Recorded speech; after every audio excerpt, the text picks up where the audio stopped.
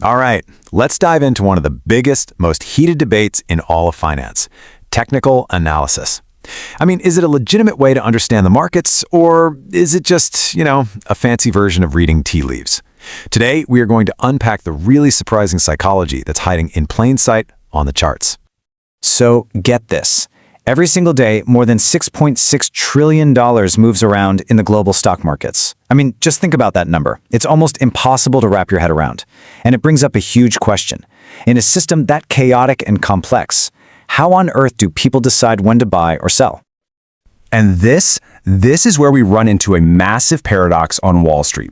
See, on one side, you've got investing titans like Warren Buffett, who famously said that technical analysis is basically nonsense.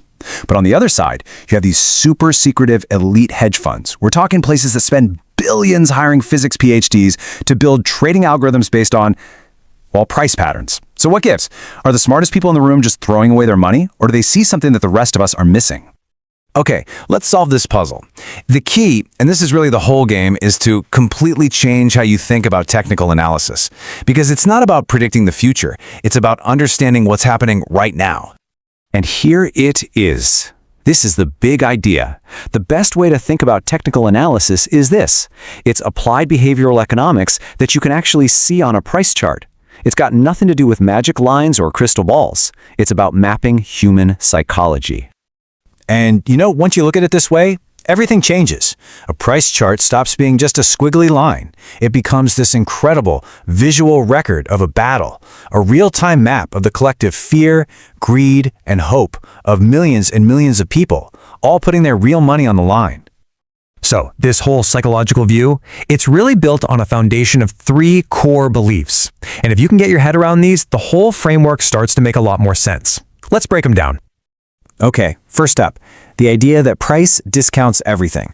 This just means that all the information out there, all the news, the earnings reports, the gossip, it's already baked into the current stock price. Second, prices move in trends. They don't just bounce around randomly.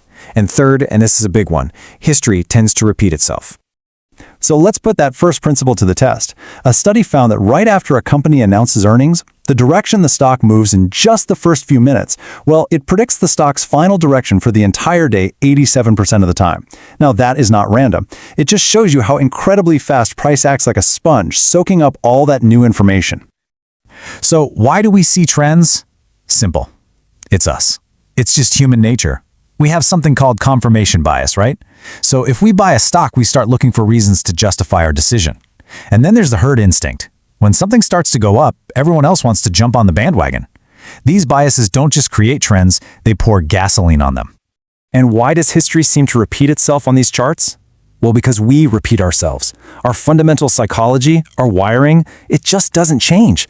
I mean, this is Nobel Prize-winning stuff. We are hardwired with predictable biases. Like, for instance, we feel the pain of a loss about twice as intensely as we feel the pleasure of a gain.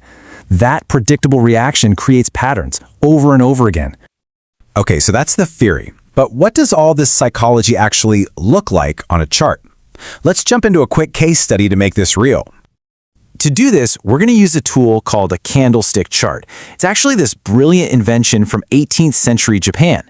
Each one of these little candles tells a whole story. It shows us the opening price, the highest price, the lowest price, and the closing price for any given period. It's the perfect way to see that fight between buyers and sellers play out. And just look at these two.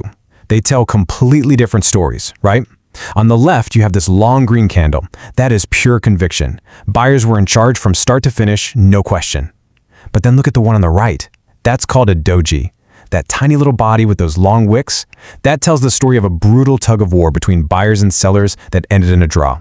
It's a perfect snapshot of total market indecision. So, if we can learn to read these little stories on a chart, what's the actual goal here? What's the point? This is where a lot of people get it twisted. It's not about being certain. It's about finding a statistical edge. So let's be absolutely 100% clear about this. Technical analysis is not a crystal ball. Anyone who tells you they can use charts to predict the future with perfect accuracy is trying to sell you something. The real goal is way more humble and, frankly, a lot more useful. Let's just look at the data. One huge study looked at 50,000 different stock breakouts. What they found was that when a breakout happened on high trading volume, which is a sign of strong conviction, it worked out 58% of the time. But when it happened on low volume, it only succeeded 37% of the time. Now, neither one of those is a guarantee, but it's pretty clear which one gives you the better odds. So you see, the real edge here isn't about telling the future. It's about having a framework. It's a tool that helps you assess probabilities based on what's happened before. It helps you find situations where the potential reward is worth the risk. And most importantly, it helps you make systematic, objective decisions in a world that is driven by emotion. It's all about discipline, not prophecy. And all of this leaves us with one last, pretty big question to think about. If a stock chart is really just a map of our collective human behavior, our fear and our greed on full display, it kind of forces us to ask, what patterns are we ourselves likely to repeat?